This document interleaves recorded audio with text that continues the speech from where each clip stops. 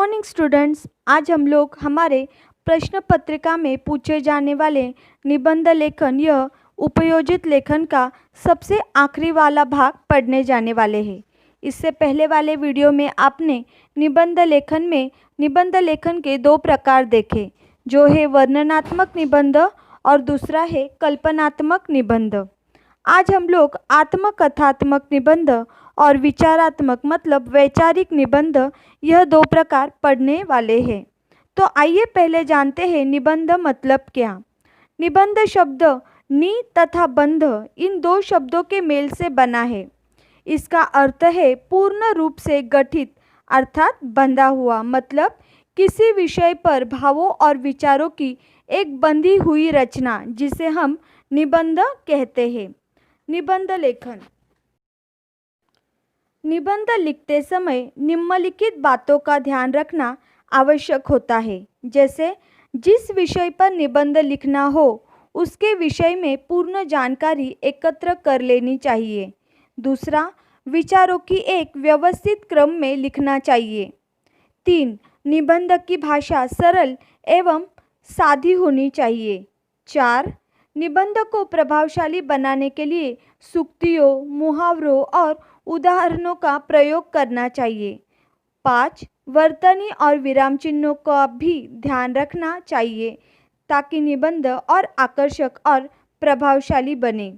निबंध यह प्रकार 3 अंग से लिखा जाता है। निबंध के 3 अंग, पहला भूमिका, दूसरा विषय विस्तार और तीसरा है उपसंहार। भूमिका मतलब निबंध का पहला अंग भूमिका होती है। भूमिका में विषय को 4-5 वाक्यों में समझाया जाता है। इसे प्रस्तावना भी कहते हैं। मतलब जिस विषय पर आप निबंध लिख रहे हैं उसकी प्रस्तावना, उसके बारे में आपको स्टार्टिंग में लिखना होता है। छोटे से यानी 2-4 लाइन में लिखना होता है। दूसरा है विषय विस्तार। अभी विषय विस्तार में आता है निबंध का दूसरा अंग यानी विषय विस्तार।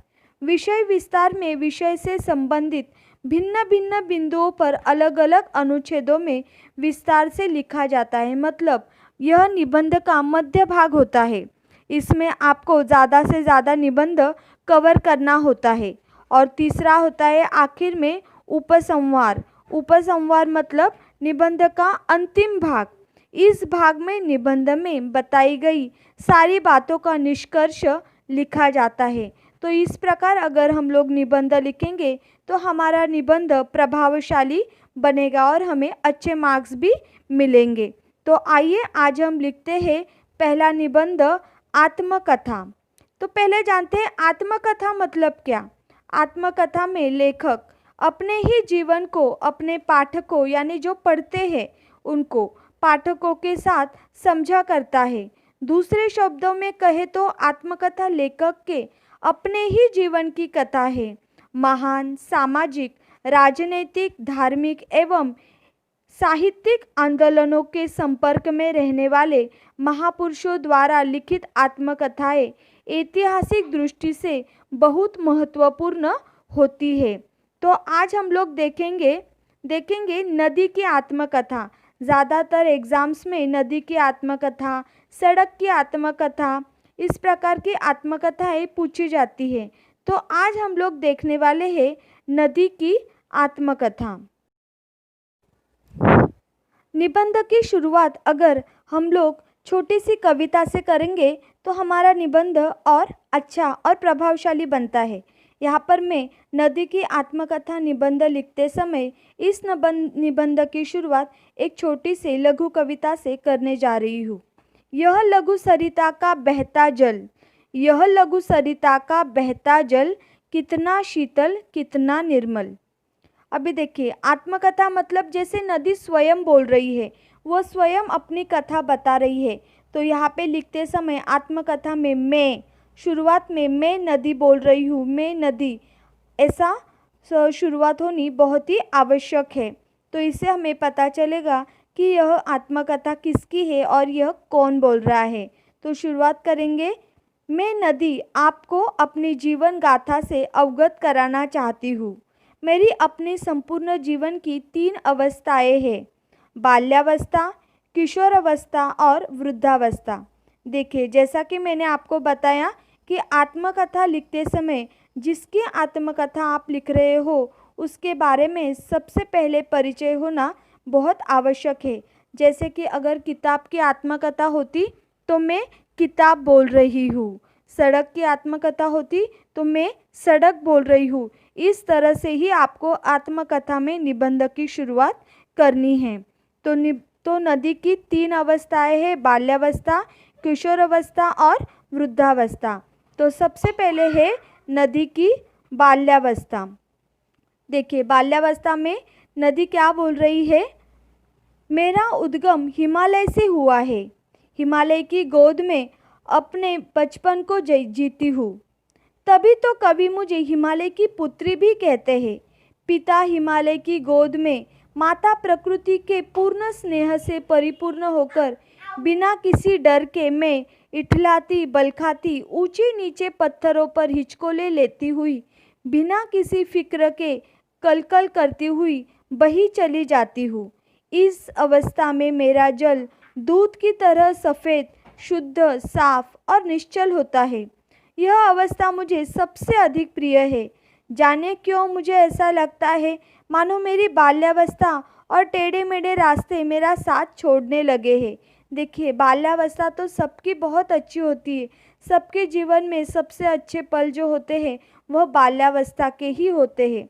तो यहाँ पर नदी ने भी अपने सबसे अच्छे पल जो बताए हैं वो बाल्यावस्था के बताए हैं। नदी हिमालय के गोद से निकली है, प्रकृति में पली बड़ी है, और जब नदी पहले बहने लगती है तब उसका पानी दूध की तरह शुभ्र होता है, लेकिन बाद में मनुष्य की वजह से वह पानी, वो साफ सुथरा पानी दूध के जैसे शुद्ध पानी कैसा हो जाता है, गंदा होने लगता है। तो ये आगे नदी बोल रही है, ऐसा लगता है मानो हिमालय रूपी पिता ने भी अपनी छाया से मुझे वंचित कर दिया हो कि जाओ पुत्री, अब आगे की अपनी यात्रा खुद तय करो। यह हो गई नदी की बाल्यावस्था, यानी जहाँ पर नदी ने जन्म लिया हिमालय की गोद में, प्रकृति की गोद में वो पली बढ़ी। वहाँ पर जब उसका पानी सफ़ेद शुद्ध था, वहाँ पे वो खेली, खिलखिलाई, कलकल करती हुई उसके पानी की लहरें आवाज़ करती हुई यहाँ से वहाँ दौड़ रही थी। और बाद में बाल्यावस्था खत्म होने के बाद जब वो मध्यावस्था में पदार्पण करती है तब उसके पिता, यहाँ पे नदी बोल रही है कि तब उसके हिमालय रूपी पिता भी उसको कहते हैं कि जा बेटी, अब अपनी यात्रा तुम खुद ही तय करो। अभी नेक्स्ट आता है मध्यावस्था। मध्य अवस्था में देखिए, अपनी मध्य अवस्था में आकर मेरा वेग थोड़ा सा कम हो जाता है और यहीं से अलग अलग धाराओं के साथ मैं नदी दूसरी सहायक नदियों को जन्म देती हूँ। यह जल खेती, सिंचाई और पीने के बहुत काम आता है, और दूसरी भाषा में कहूँ तो यहाँ इंसानों का मेरे ऊपर अधिकार शुरू हो जाता है। समतल पर आकर लोग हमारे अंदर कचरा डालकर हमें गंदा और प्रदूषित करना शुरू कर देते हैं। यहाँ आकर मेरा स्वरूप चौड़ा हो जाता है। मेरी मध्यावस्था काफ़ी लंबी होती है। बहते बहते जाने क्यों कहीं कहीं मुझे थकान सी होने लगी है। ऐसा लगता है जैसे कि वृद्ध अवस्था आ गई हो। देखिए, यहाँ पे नदी अपनी बाल्यावस्था के बारे में बता रही है, जहाँ पे वो कलकल करती हुई बहती है। बाद में वो मध्यावस्था में आती है जहाँ पर वो अपने जैसी अनेक सहायक नदियों को जन्म देती है, और फिर उसका पानी मनुष्यों के लिए खेती में उपयोगी पड़ता है, मनुष्यों को पीने के लिए उपयोगी होता है, मनुष्यों के अन्य यूज़ के लिए भी उसका पानी उपयुक्त होता है। और जो नदी मनुष्य को पानी देती है वही मनुष्य उस नदी को क्या करता है, गंदा करता है, उस नदी को प्रदूषित करता है। नदी यहाँ पे बता रही है कि मध्यावस्था में आकर उसे बाद में लगने लगता है कि जैसे उसकी गति धीमी होने लगी है, तो उसे लगता है कि मानो जैसे अभी उसकी वृद्धावस्था आ गई है। तो वृद्धावस्था में देखिए नदी क्या कहती है, वृद्धावस्था इस अवस्था में मैं नदी कई धाराओं में बट जाती हूँ। मेरा वे मेरा वेग भी बहुत धीमा हो जाता है और कई जगह तो जल सूख ही जाता है। प्रकृति के चक्र को पूरा करने के लिए मैं नदी अपने आखिरी पड़ाव में समुद्र से मिलकर अपनी जीवन लीला को यही समाप्त कर देती हूँ। देखिए, वृद्धावस्था में नदी क्या करती है कि उसको जब लगता है कि उसका वेग कम हो गया है, धीमा हो गया है, तब वो स्वयं को समुद्र में जाकर मिल जाती है। समुद्र में जाकर वो नदी मिल जाती है और समुद्र से एक रूप हो जाकर वहीं पर उसकी जीवन लीला समाप्त हो जाती है। तो इस तरह से हमने नदी की आत्मकथा लिखी। और अगर आप सड़क की आत्मकथा लिखेंगे, फूल की आत्मकथा लिखेंगे, तो भी आपको मैं सड़क बोल रही हूँ, मैं फूल बोल रहा हूँ, इस प्रकार से ही आपको उस निबंध की शुरुआत करनी है और उनकी 3 अवस्थाएं भी आपको निबंध में लिखनी है। दूसरा देखेंगे हम लोग विचारात्मक निबंध। इस प्रकार के निबंधों में किसी विषय पर अपने विचार प्रकट किए जाते हैं, जैसे खेलकूद का महत्व, पर्यावरण का महत्व और इंटरनेट का महत्व, विज्ञान का महत्व, इस प्रकार आदि। मतलब यह सारे जो निबंध है यह हमें बहुत ही सोच विचार करके लिखने होते हैं, तो इसलिए इसे कहते हैं विचारात्मक निबंध या वैचारिक निबंध। आज हम लोग सॉल्व करने वाले हैं वैचारिक निबंध में विज्ञान वरदान या अभिशाप। प्रस्तावना। आवश्यकता आविष्कारों की जननी है और विज्ञान है उसका मार्ग। विज्ञान का शाब्दिक अर्थ है विशेष या विश्लेषित ज्ञान। विज्ञान एक शक्ति है जो नित्य नए आविष्कार करती है। यह शक्ति न तो अच्छी है न बुरी। अगर हम उस शक्ति से मानव कल्याण के कार्य करें तो वह वरदान प्रतीत होती है। अगर उसी से विनाश करना शुरू कर दे तो वह अभिशाप बन जाती है। जैसे कि मैंने आप लोगों को पहले बताया कि निबंध को 3 हिस्से में बांटा जाता है, प्रस्तावना, फिर उसका विस्तार और फिर उपसंहार। तो प्रस्तावनाओं में निबंध का पूर्ण प्रस्तावना लिखेंगे, यानी संक्षिप्त में हम लिखेंगे।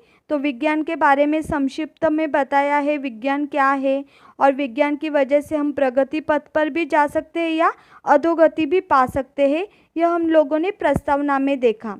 दूसरा आता है, अभी देखेंगे निबंध का विस्तार, जो हमारा दूसरा पट्टा है, दूसरा पार्ट है।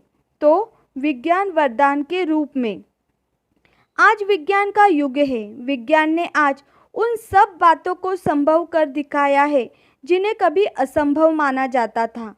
विज्ञान ने अंधों को आंखें दी है, बहरों को सुनने की ताकत, लाइलाज रोगों की रोकथाम की है तथा अकाल मृत्यु पर विजय पाई है। विज्ञान की सहायता से यह युग बटन युग बन गया है। बटन दबाते ही वायु देवता हमारी सेवा करने लगते हैं, इंद्रदेव वर्षा करने लगते हैं, कहीं प्रकाश जगमगाने लगता है तो कहीं शीत उष्ण वायु के झोंके सुख पहुँचाने लगते हैं। रोटी पकाने, पानी गर्म करने, कपड़े धोने व सुखाने, बड़ी बड़ी मशीनों को चलाने में विद्युत हमारी सहायक होती है। बस गाड़ी, रेल, पाताल रेल, वायुयान आदि ने स्थान की दूरी बांध दिया है। टेलीफोन और इंटरनेट के द्वारा तो हम सारी वसुधा से संपर्क कर सकते हैं, मतलब जहाँ पर भी हमारे परिचित होंगे उनसे बात कर सकते हैं। वास्तव में कुटुंब बना देते हैं। कंप्यूटर की सहायता से आज हम कठिन से कठिन गणना और बहुत सारी कार्यों को न्यूनतम समय में, यानी बहुत कम से कम समय में, न्यूनतम समय में त्रुटिहीन तरीके से कर देते हैं। विज्ञान के कोटि कोटि वरदानों का विवरण देना संभव नहीं। ऐसे में इतना ही कहा जा सकता है कि समुच्चय विज्ञान वरदान ही तो है। देखिए, अभी विज्ञान वरदान है इस बारे में बताया है क्योंकि विज्ञान ने इतने सारी प्रगति की है। विज्ञान ने जो कार्य असफल लगते हैं वह कार्य भी सफल करके दिखाए हैं। बहरों को सुनने के लिए मशीन उपलब्ध कर दी है। बड़े बड़े आजारों का निदान विज्ञान की वजह से लगा है। बड़े बड़े अणुबॉम्ब का शोध लगा है। बड़ी बड़ी खोजें विज्ञान की वजह से संभव हुई है। हमारे घरों में अनेक मशीनी उपकरण हम लोग आज जो यूज़ करते हैं, मिक्सर, वॉशिंग मशीन, ये सारी किसकी खोज है? विज्ञान की तो खोज है। तो ये हो गया विज्ञान एक वरदान के रूप में है, इसका परिचय हुआ। तो इसलिए हम लोग इसमें लिखेंगे विज्ञान एक वरदान में यह जो हम लोग आज सुख भोग रहे हैं, भौतिक सुख, उस भौतिक सुखों ने विज्ञान ने हमें क्या क्या प्रदान किया है उसके बारे में हमने देखा। तो अभी देखते हैं वही विज्ञान हम अभिशाप हमें किस तरह से बन सकता है। विज्ञान एक अभिशाप के रूप में, मनुष्य ने जहाँ विज्ञान से सुख के साधन जुटाए हैं वहाँ दुख के अंबार भी खड़े कर दिए हैं। विज्ञान के द्वारा हमने अणुबम, परमाणु बम तथा अन्य ध्वंसकारी अस्त्र शस्त्रों का निर्माण कर लिया है। वैज्ञानिकों का कहना है कि अब दुनिया में इतनी विनाशकारी सामग्री इकट्ठी हो चुकी है कि उससे सारी पृथ्वी को अनेक बार नष्ट किया जा सकता है। प्रदूषण की समस्या अलग फैली हुई है।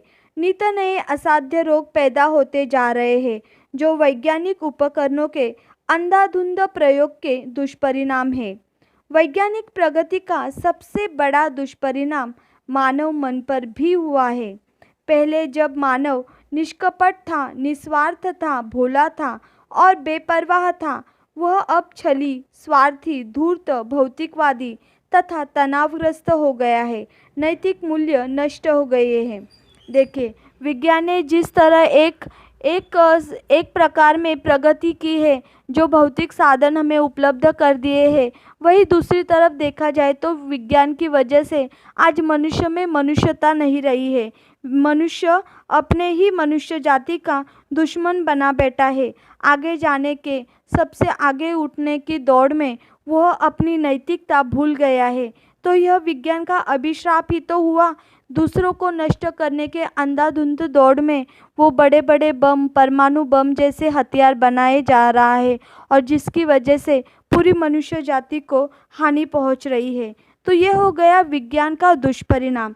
तो निष्कर्ष क्या निकलेगा इससे? विज्ञान तो एक शक्ति है जिसका प्रयोग कल्याण के लिए भी हो सकता है और संहार के लिए भी। वास्तव में विज्ञान को वरदान या अभिशाप बनाने वाला मनुष्य ही तो है। उसे वरदान या अभिशाप बनाना मनुष्य की विचारधारा पर आधारित है। आज के राजनीतिज्ञों को अपनी स्वार्थ भावना का परित्याग कर देना चाहिए।